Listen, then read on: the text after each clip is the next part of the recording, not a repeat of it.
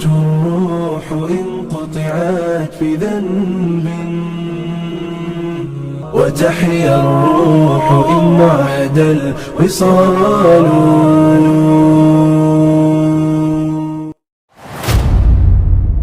ሚስት ባሏን በምን መልኩ ልትበድለው ትችላለች? መገለጫውስ ምንድነው የሚለውን በተወሰነ ያህል እንየው። የአላህ ባሮች ሆይ እህቶች በደንብ ስሙት። ሚስት ባሏን ከምትበድልበት መገለጫዎች አንዱ አንሹዝ አመፀኛ መሆን። አመፀኛ መሆን ማለት ምን ማለት ነው? በባል ላይ የሚፈጸም የሆነ ትዕቢት፣ የበላይነት፣ መኮፈስ። ቤቱን እሱ ያስተዳድረዋል። አሁን አንተም ባል ሆነህ ነው አንተ የሆነ ነገር እያለች በሱ ህይወት ላይ ዓዛም መሆን። ወረፍዑ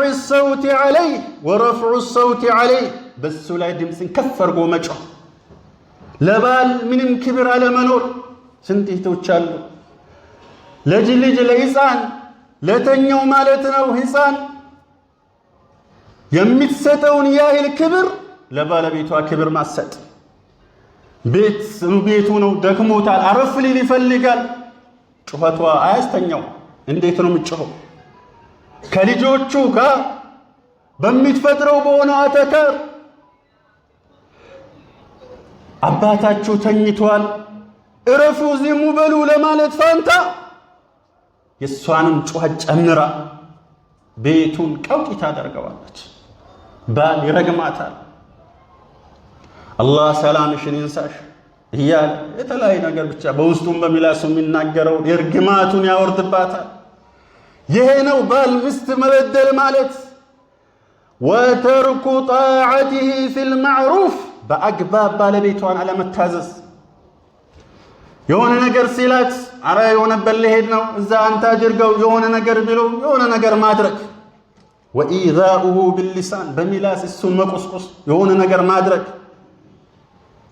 ነቢዩ ሰለላሁ ዐለይሂ ወሰለም እንዲህ ይላሉ፣ ሴት ልጅ የ5 ጊዜ ሰላት ከሰገደች፣ ረመዳንን ከጾመች፣ ሐፍረተ ገላዋን ከሐራም ከጠበቀች፣ ባለቤቷን ከታዘዘች አሉ እዚህ ጋር ቂለ ለሃ ድኹሊ ልጀነህ ሚን አይ አብዋብ ልጀነት ሽእት ከፈለሽው ከጀነት በር ግቢ ትባላለች። ባለቤቷን የታዘዘች ከሆነች ማለት ነው።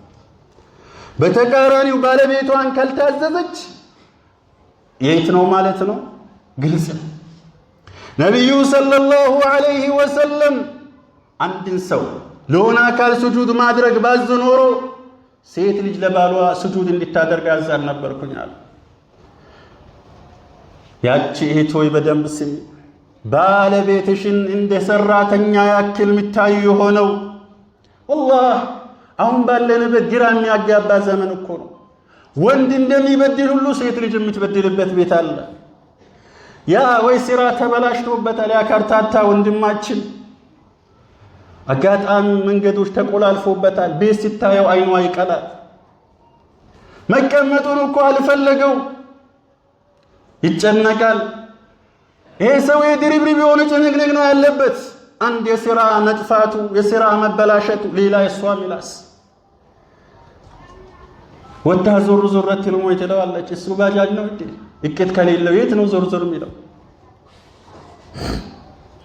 የባለቤትን ስሜት መረዳት።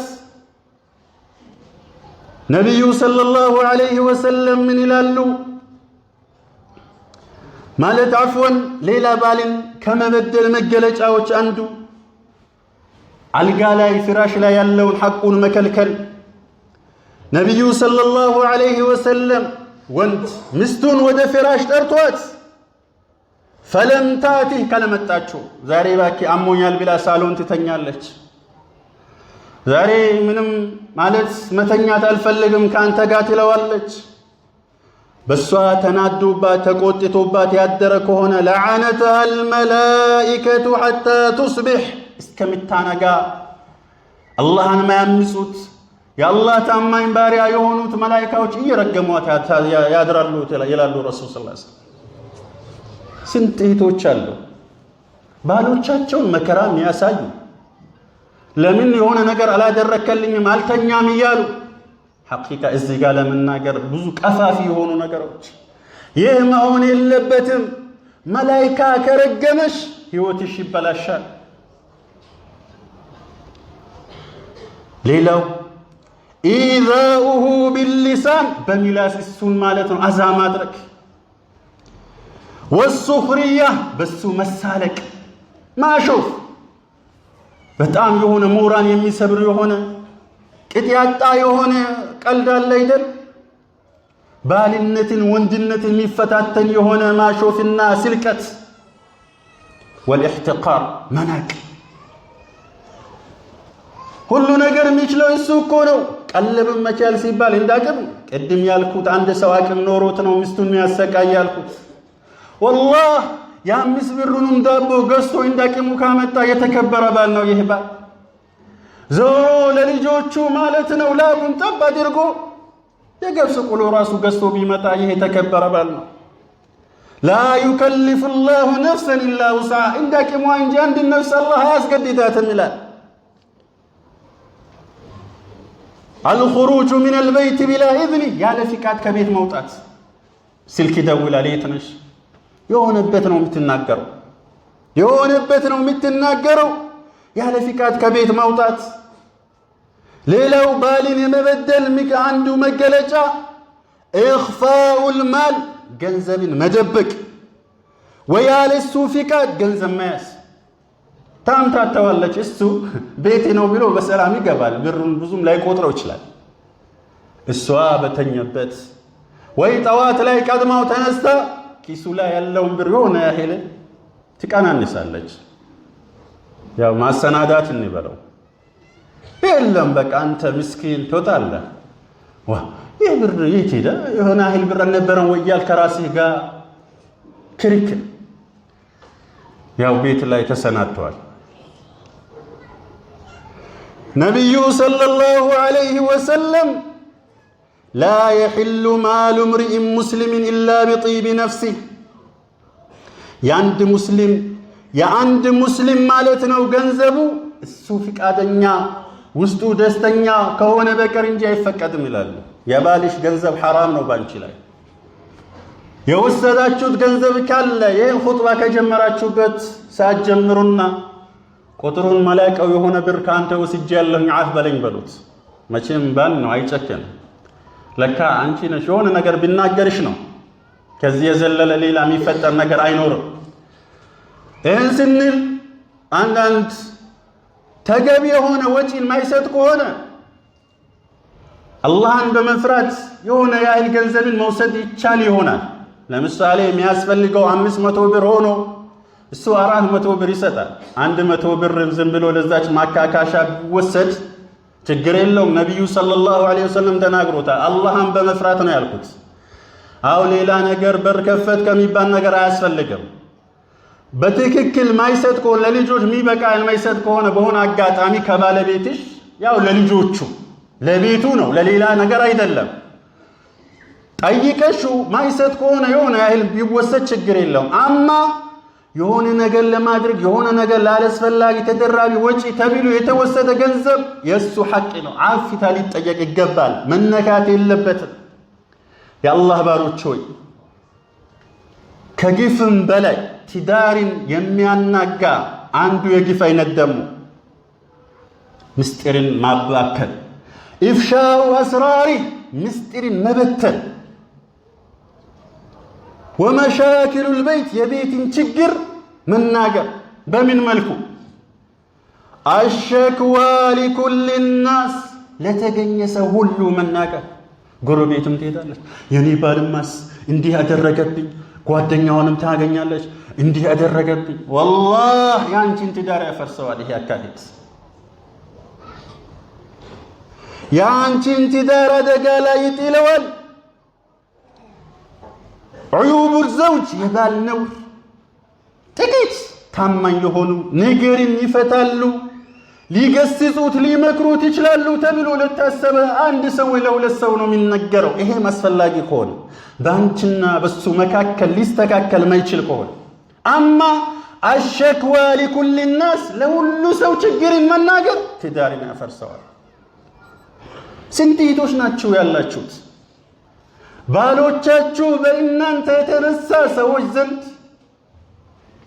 የተናቀና የተዋረደ ወላሂ በሱ ላይ ምናልባት ከምትናገሩት ንግግር ውሸቱ ይበልጥ ይሆናል።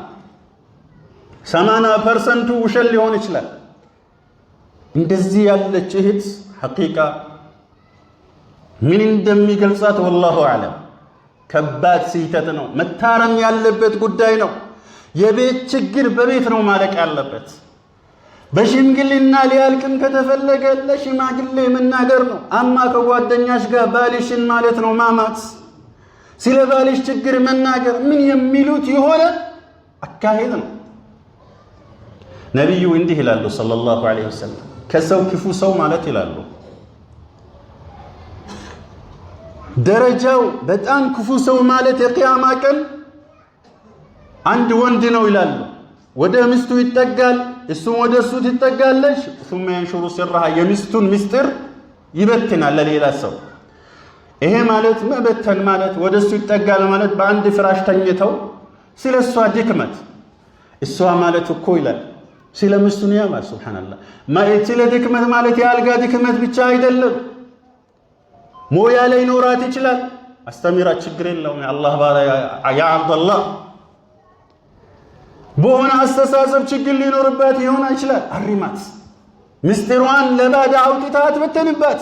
አላህን ፍራ በሷ ጉዳይ።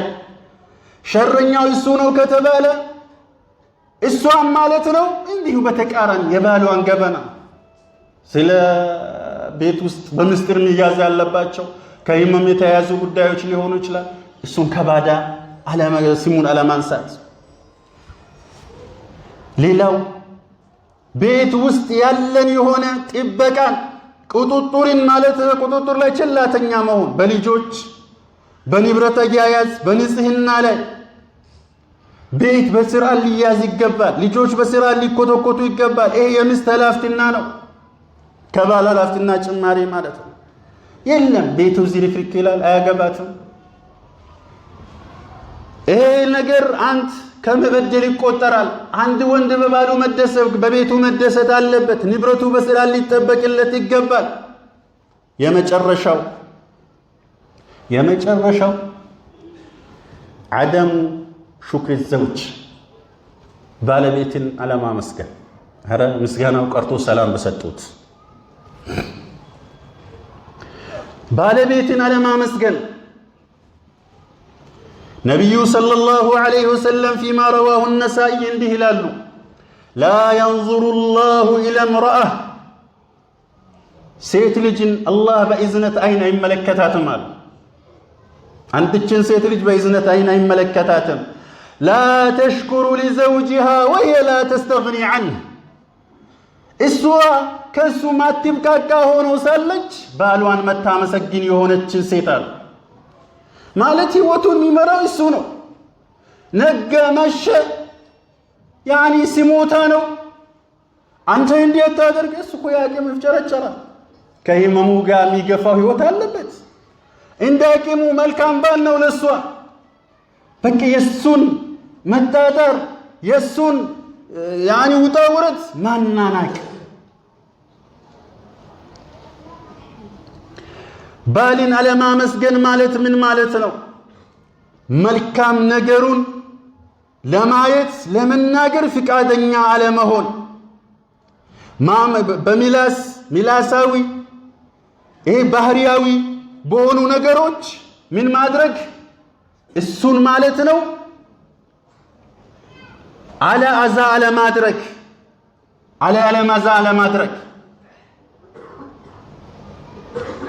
ስለዚህ ባልን ማመስገን ለሰራው ነገር እውቅና መስጠት ከእያንዳንዱ እህት ይጠበቃል። ይሄን አይነት ባህሪ ካልተላበሽ ከዛሬ ጀምረሽ ልታስተካክል ይገባል። አላህ በእዝነት አይኑ አይመለከታትም ከተባለ ጀነት ፍለጋ አይደለም እንደ መስጊድ የመጣችሁት እህቶች እናቶች መስተካከል አለበት።